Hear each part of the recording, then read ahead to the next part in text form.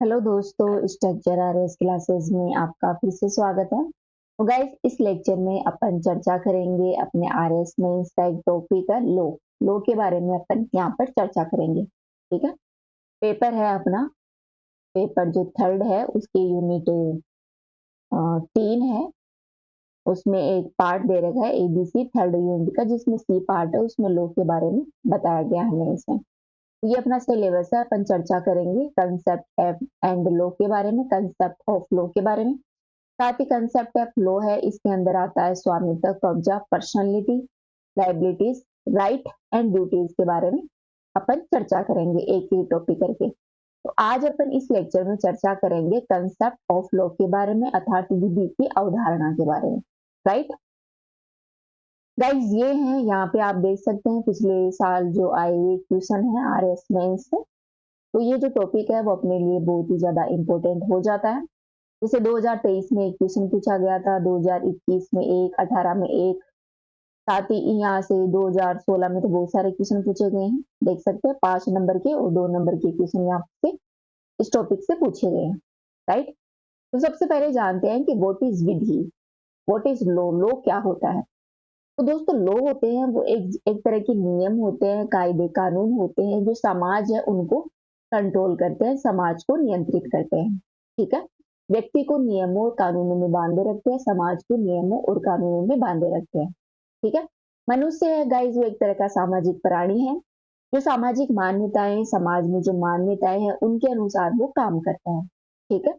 जो मानवीय समाज है, इनमें जो मानव की जो बाह्य औचित्य, जो बाह्य उनका आचरण है, उनको कंट्रोल करने के लिए, उनको निर्धारित करने के लिए राज्य सरकार के द्वारा कुछ नियम वगैरह बनाए जाते हैं, जिसे विधि कहते हैं। ठीक है। अर्थात व्यक्ति के दो चरित्र होते हैं, एक तो व्यक्ति का दो आचरण होता है, एक तो बाह्य आचरण होता है व्यक्ति का, और एक होता है आंतरिक आचरण। ठीक है। आंतरिक आचरण मतलब व्यक्ति सोचता कैसे, उसके विचार क्या है, वो अंदर से कैसा है। बाह्य आचरण मतलब व्यक्ति बाह्य तौर पर व्यवहार कैसे करता है, काम कैसे करता है। जैसे व्यक्ति, एग्जाम्पल के लिए कोई व्यक्ति है, उसको हेलमेट पहनना है या नहीं पहनना है, ये कानून डिसाइड करता है, राज्य के द्वारा नियम बनाए जाते हैं जो बाह्य तौर पर दिखाई देते हैं। मतलब जैसे कि मान लो ए नामक व्यक्ति है जिसको हेलमेट पहनना बिल्कुल भी पसंद नहीं, लेकिन वो जो चालान वगैरह कट जाता है, नियम कायदे जो राज्य सरकार ने बना रखे हैं, राज्य द्वारा जो बनाए जाते हैं नियम वगैरह, और तो उनको ध्यान में रखते हुए उसको हेलमेट पहनना पड़ता है, जिस ताकि उसकी जान की सुरक्षा बनी रहे। ठीक है। तो ये उसके बाह्य आचरण को दर्शाते हैं। ठीक है। तो जो नियम कानून होते हैं वो व्यक्ति के बाह्य आचरण को दर्शाते हैं, व्यक्ति बाह्य रूप पर काम कैसे करता है, मतलब व्यक्ति अंदर से कैसे होता है और बाहर से कैसे होता है। तो बाह्य जो आचरण होता है जिसके लिए नियम बनाए जाते हैं वो विधि या लॉ कहलाते हैं। दोस्तों, वास्तव में विधि शब्द का प्रयोग है वो ऐसे नियमों और समूहों के लिए किया जाता है जो मनुष्य को कुछ करने या ना करने का आदेश देते हैं। जहां पर व्यक्ति अगर आदेशों की अवहेलना करता है तो वो दंड का हकदार होता है, उसे दंड दिया जा सकता है। ठीक है। अर्थात व्यक्ति कुछ करने और ना करने, एग्जाम्पल के लिए जैसे कि आपको हेलमेट पहनना है या नहीं पहनना है, यही है एग्जाम्पल के लिए। सबसे अच्छा एग्जाम्पल यही हो सकता है कि कोई व्यक्ति हेलमेट पहनता है या नहीं पहनता। अगर वो नहीं पहनता, ट्रैफिक लाइट का इनका वायलेंस करता है और ट्रैफिक लाइट को वो तोड़ता है, तो वो दंड का हकदार होगा। दंड के रूप में उसे चालान है वो देना पड़ेगा। ठीक है। आजकल तो ऑनलाइन चालान भी हो जाते हैं। ये हो गई विधि। आखिरकार कानून क्या है? तो कहने का मतलब यही है कि समाज को नियंत्रित करने वाले नियम होते हैं, वो कानून होते हैं, राज्य सरकार द्वारा बनाए जाते हैं, जो व्यक्ति के बाह्य आचरण को डिसाइड करते हैं, निर्धारित करते हैं। ठीक है। तो व्यक्ति को कुछ करने और या फिर ना करने का आदेश देता है। अगर व्यक्ति इन आदेशों की अवहेलना करता है तो व्यक्ति सजा का हकदार होता है, उसे दंड दिया जा सकता है।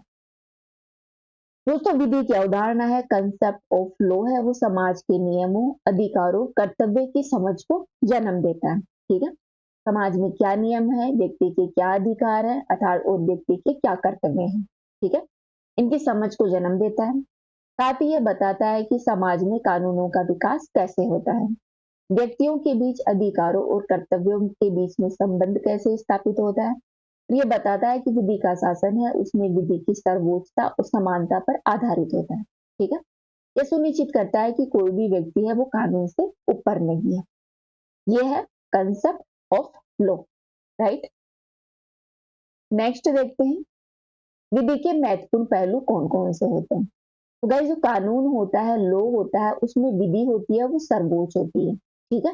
ये विधि के शासन का एक मौलिक सिद्धांत है जो कि स्थापित करता है कि यहाँ पर जो व्यक्ति है या फिर कोई सरकारी अधिकारी जैसे हो सकता है, वो किस कोई भी व्यक्ति है वो कानून के ऊपर नहीं हो सकता। अर्थात आप कह सकते हैं कि जो भारतीय संविधान है उसमें कानून के ऊपर किसी को नहीं रखा गया है। कानून सर्वोच्च है, सभी कानून के दायरे में आएंगे, चाहे वो सामान्य व्यक्ति हो या फिर वो कोई सरकारी अधिकारी हो। ठीक है, सभी के लिए कानून समान है। इसके समक्ष कानून के समक्ष सभी समान है। सभी लोगों के लिए कानून है वो समान रूप से लागू है। सामाजिक और आर्थिक स्थिति चाहे उनकी जो कुछ भी रही हो, मतलब जैसे कोई दलित व्यक्ति है और एक जैसे कोई ब्राह्मण व्यक्ति है, इन दोनों के लिए कानून है वो समान है। साथ ही जैसे अंबानी हो गया या फिर कोई आम आदमी हो गया, गरीब व्यक्ति हो गया, एबीसीडी नामक, इनके लिए भी कानून है वो समान है। कानून के समक्ष सभी समान है। वही जिस इसके लिए स्वतंत्र और निष्पक्ष न्यायपालिका की आवश्यकता होती है कानून को लागू करने के लिए। अधिकार और कर्तव्य की बात करें तो विधि व्यक्तियों को अधिकार और कर्तव्य है वो प्रदान करता है जो समाज को सुव्यवस्थित चलाने में मदद करता है। साथ ही इसमें कानून के पालन की बात की जाती है। विधि का शासन है वो सुनिश्चित करता है कि सभी लोग कानून का पालन करें जो कि समाज में शांति और व्यवस्था बनाए रखने के लिए आवश्यक होता है। ठीक है, तो ये हो गई विधि की अवधारणा के पहलू, जिसमें विधि सर्वोच्च होती है, कानून के समक्ष सभी समान है, स्वतंत्र और निष्पक्ष न्यायपालिका होती है, अधिकार और कर्तव्य सभी को दिए जाते हैं और इसमें कानून का पालन किया जाता है। ठीक है, अब देखते हैं डेफिनेशन ऑफ लॉ के बारे में, विधि की क्या कुछ परिभाषाएं हैं। तो गैस कुछ व्यक्तियों ने विधि की परिभाषा दी है। ठीक है, डेफिनेशन दी है। तो सबसे रूढ़िवादी परिभाषा के बारे में देखें तो ये दी थी हुकर ने, जो सबसे पहले इन्होंने डेफिनेशन दी थी विधि की, लॉ की। इन्होंने कहा था कि ऐसे नियम जो मनुष्य के कार्य को संचालित करते हैं। इन्होंने अच्छे से डेफिनेशन नहीं दी, मतलब एक्सप्लेन नहीं किया कि मनुष्य के कौन कौन से कार्य होते हैं जो नियम संचालित करते हैं। तो ये सबसे रूढ़िवादी परिभाषा मानी जाती है। मनुष्य के कार्य को संचालित करने वाले नियम ही क्या है, विधि है, ये हुकर ने कहा था। वही हॉलैंड की डेफिनेशन के बारे में बात करें तो हॉलैंड ने कहा था कि विधि से तात्पर्य है मानवीय कार्यों के उन नियमों से जिनकी अभिव्यक्ति मनुष्य के बाह्य आचरण से होती है और ऐसे नियम किसी सुनिश्चित प्राधिकारी द्वारा लागू होते हैं। ठीक है, क्या कहा था हुकर ने, जो मानव अभिव्यक्ति है, मान लो रमेश है, रमेश की बाह्य अभिव्यक्ति क्या है, बाह्य अभिव्यक्ति उनका जो बाह्य आचरण है उसको डिसाइड करता है और ये किसी प्राधिकारी द्वारा लागू होते हैं, मतलब कोई अथॉरिटी होती है उसके द्वारा ये नियम है वो लागू किए जाते हैं। ये हॉलैंड ने कहा था, जिसे विधि कहा जाता है। वहीं अपन सामंड की चर्चा करें, it is very important, Salmond के बारे में पूछ लिया जाता है, ध्यान रखना आप। सामंड की डेफिनेशन, इन्होंने कहा था कि विधि से तात्पर्य नागरिक विधि से है जो कि राज्य द्वारा नागरिकों पर लागू की जाती है। क्या है, नागरिक विधि होता है वो एक प्रकार का लॉ होता है जो कि राज्य द्वारा है वो नागरिकों पर लागू होती है। ठीक है, जैसे कि घरेलू हिंसा अधिनियम 2005 है, वो राज्य के द्वारा बनाया गया जो कि नागरिकों पर लागू होती है। ठीक है, वही एलन ने कहा था कि विधि शास्त्र है वो कानून के मौलिक सिद्धांतों का वैज्ञानिक विश्लेषण है। वे प्रोफेसर ग्रे का कहना है कि विधिक अधिकार एक ऐसी शक्ति है जिसके द्वारा कोई व्यक्ति किसी अन्य व्यक्ति को कोई कार्य करने या ना करने के लिए वैधानिक कर्तव्य द्वारा आबद्ध करता है या उसे बाध्य करता है। ठीक है, तो विधि क्या है, एक प्रकार की वैधानिक कर्तव्य है जो किसी व्यक्ति को कुछ कार्य करने या ना करने के लिए बाध्य करता है या उसे रोकता है।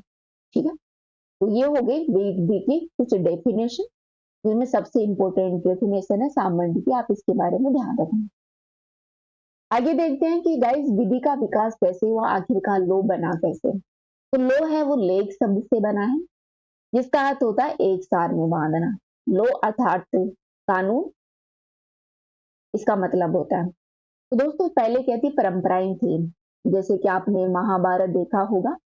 महाभारत में जो भीष्म पितामह है वो क्या थे, परंपराओं में बंधे हुए थे। तो वो हमेशा परंपराओं की बात करते, तो परंपरा दो प्रकार की होती है, एक अच्छी परंपरा होती है, एक बुरी परंपरा होती है। अच्छी परंपरा गाइस बढ़कर इन परंपराओं से जो बाद में जो तथ्य निकल कर आए वो नीति शास्त्र आया। नीति शास्त्र में भी एक अच्छा आचरण होता है, एक बुरा आचरण होता है, मतलब अनैतिक और नैतिक। तो जो अच्छे आचरण से जो चीजें निकल के आई, उससे बनाया अपना जो नैतिक है, इथिक्स है, अच्छा आचरण है व्यक्ति का, वो बन कर आया। तो बुरी परंपराओं से अनैतिक जो व्यक्ति अनैतिक बातें हैं, बुरा आचरण है व्यक्ति का, वो निखर कर आया। ठीक है। बाद में लो आया। सबसे पहले परंपरा, परंपरा के बाद में इथिक्स आए, इथिक्स के बाद में लो आया। लो है वो ऐसे नियम है जिनका पालन नहीं करने पर व्यक्ति को दंड दिया जा सकता है। ठीक है। तो परंपरा है, परंपरा से आया इथिक्स, इथिक्स से बनता है लो। ठीक है। तो ये है प्रक्रिया है विधि के विकास की। ठीक है। अब आगे देखते हैं। आगे अपन देखते हैं विधि के लक्षण क्या होते हैं, विधि की प्रकृति क्या है और विधि की विशेषता क्या है, लो के विशेषता क्या होते हैं। तो गाइस लो होता है वो होता है नियमों का समूह होता है। क्या होता है, राज्य के द्वारा बनाए गए जो नियम होते हैं उनका समूह होता है। लो में एक रूपता होती है, विधि में एक रूपता होती है। ठीक है। विधि मनुष्य के जो बाह्य आचरण है उसके औचित्य को निर्धारित करता है, व्यक्ति का बाह्य आचरण कैसा है उसको ये डिसाइड करता है। ठीक है। विधि में गाइस अनभिज्ञता अक्षमता होती है। विधि है वो परंपराओं से जुड़ी हुई होती है, मतलब समाज है, समाज में कैसी क्या परंपराएं आई हैं, परंपरा से बनता है इथिक्स, इथिक्स से बनता है लो। तो विधि है वो परंपरा में, समाज में जो भी परंपराएं हैं उससे जुड़ी हुई होती हैं। विधि का स्वरूप है गाइस वो आदेशात्मक होता है, व्यक्ति को आदेश दिया जाता है कि आप इन चीजों का पालन करें। और विधि है इसमें दंड अनिवार्य है, अगर कोई व्यक्ति मान लो रमेश है, रमेश विधि का पालन नहीं करता है तो उसे दंड दिया जा सकता है। ठीक है। तो विधि नियमों का समूह है जिसमें एक रूपता है, अनभिज्ञता है, परंपराओं की जो जो जुड़ा हुआ है परंपराओं से, इसमें आदेश दिए जाते हैं, दंड दिए जाते हैं और व्यक्ति के बाह्य औचित्य को ये निर्धारित करता है। ठीक है। ये हो गई विधि की विशेषता। फिर विधि में कुछ दोष भी होते हैं, जैसे कि विधि में लोचशीलता का अभाव होता है, लाइबिलिटी का जो तरलता है उसकी कमी पाई जाती है।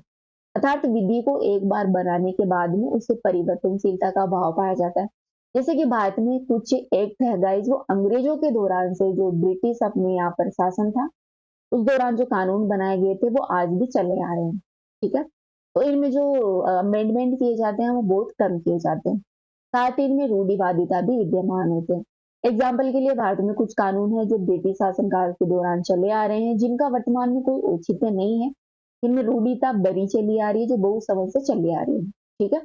इनमें गाइस जो कानून वगैरह बनाए जाते हैं इनकी भाषा होती है वो बहुत ज्यादा जटिल होती है, मतलब आम आदमी जो व्यक्ति होता है उसके तो जो ये भाषा है वो समझ में नहीं आती है, इतनी जटिल भाषा इसमें प्रयोग की जाती है। ठीक है। इसके अलावा इसकी जो अत्यधिक औपचारिकताएं होती है इसमें, इसकी जड़ें हैं वो परंपराओं से जुड़ी होती है। ठीक है। परंपरा से जुड़ा होना इसका एक दोष है, क्योंकि बहुत सारी परंपराएं हैं जो समाज के लिए अच्छी नहीं है लेकिन वो चली आ रही हैं। ठीक है। तो ये हो गया विधि के दोष। अब देखते हैं विधि के प्रकार कितने हैं। विधि लो टाइप्स ऑफ कंसेप्ट। तो जो विधि है वो प्राकृतिक विधि हो सकती है, नागरिक, धार्मिक, तकनीकी, अंतरराष्ट्रीय, विभिन्न प्रकार की हो सकती है। तो सबसे पहले अपन नेचुरल विधि, प्राकृतिक विधि के बारे में चर्चा करते हैं।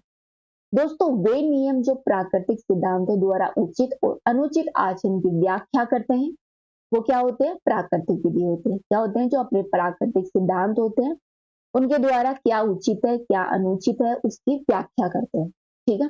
एग्जाम्पल के लिए इसमें इथिक्स और नीति शास्त्र इंक्लूड है। तो धार्मिक विधि की बात करें तो गाइस इसमें ऐसे नियम होते हैं जो धार्मिक मान्यताओं, सामाजिक व्यवस्थाओं, परंपराओं पर आधारित होते हैं। धार्मिक मान्यताएं होंगी, सामाजिक व्यवस्थाएं होंगी, साथ ही जो परंपरा है उनसे जुड़े हुए नियम है वो धार्मिक विधि है। एग्जाम्पल के लिए हिंदू मैरिज एक्ट 1955, साथ ही जो मुस्लिम लोग होते हैं जैसे कि ट्रिपल तलाक आप देख सकते हैं जो 3 तलाक न्यूज में था, वो तो ये धार्मिक विधियां होती हैं। ठीक है। इसके अलावा नागरिक विधि की नागरिक विधि के बारे में देखें तो देश की व्यवस्थाओं के आधार पर नागरिकों के संबंध में जो भी नियम वगैरह लागू किए जाते हैं वो नागरिक विधि होते हैं। क्या होते हैं, देश की व्यवस्था कैसी है इसके आधार पर जो भी कानून कायदे बनाए जाते हैं जो कि मान लो रमेश पर लागू किए जा रहे हैं, किसी नागरिक पर लागू किए जा रहे हैं, तो ये है नागरिक विधि। फिर आती है संवैधानिक विधि। दोस्तों किसी भी देश के द्वारा उसका संविधान बनाया जाता है। संविधान है वो नियम होते हैं, उसमें बहुत सारे कायदे कानून होते हैं। तो संविधान में दिए गए नियम और जो संवैधानिक संस्थाएं होती हैं उनके द्वारा जारी किए गए आदेश है वो संवैधानिक विधि होती है। संवैधानिक संस्था जैसे कि एग्जाम्पल के लिए मैं आपको बता दूं कि संवैधानिक संस्था हो गई अपना जो यूपीएससी है, आरपीएससी है, ये क्या है? संवैधानिक संस्था है। इनके द्वारा जो भी नियम आदेश जारी किए जाते हैं वो संवैधानिक विधि के अंदर इंक्लूड होते हैं। तो संविधान में जो भी नियम दिए गए हैं जैसे कि बीपीएससी, मौलिक अधिकार आदि जो भी दिए गए हैं सहकारी समितियों के बारे में, वो संवैधानिक विधि के नियम हैं। ठीक है। फिर आती है अभिसामान्य विधि। दोस्तों इसमें ऐसे नियमों का समावेश होता है जो व्यक्तियों द्वारा स्वेच्छा से एक व्यक्ति एक दूसरे के आचरण को निर्धारित करने हेतु बनाए जाते हैं। ठीक है। एग्जाम्पल के लिए क्लब, कोई जो नियम होते हैं, कोई सोसाइटी हो गई जैसे एनजीओ हो गए, एनजीओ के जो नियम वगैरह होते हैं आदि व्यक्ति की स्वेच्छा से बनाए जाते हैं एक दूसरे का जो आचरण होता है उसको कंट्रोल करने के लिए, जिसे अभिसामान्य विधि कहा जाता है।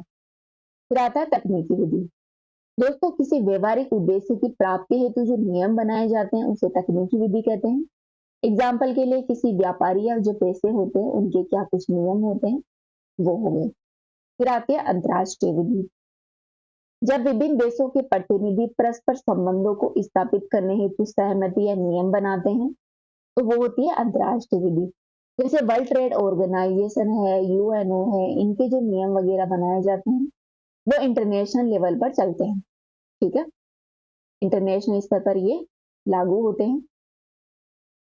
तो जो ये नियम है वो अंतर्राष्ट्रीय विधि के अंतर्गत आते हैं, जिसको सभी पूरे विश्व को जिनका पालन करना होता है अंतर्राष्ट्रीय लेवल पर। ठीक है। तो ये अपन ने चर्चा की कंसेप्ट ऑफ लॉ के बारे में, विधि की अवधारणा के बारे में। नेक्स्ट वीडियो में फिर मिलते हैं जिसमें अपन कुछ अलग टॉपिकों की चर्चा करेंगे, कंसेप्ट ऑफ लॉ के जो कुछ टॉपिक बच रहे हैं उनके बारे में। तो गाइस अभी के लिए इतना ही। Thank you.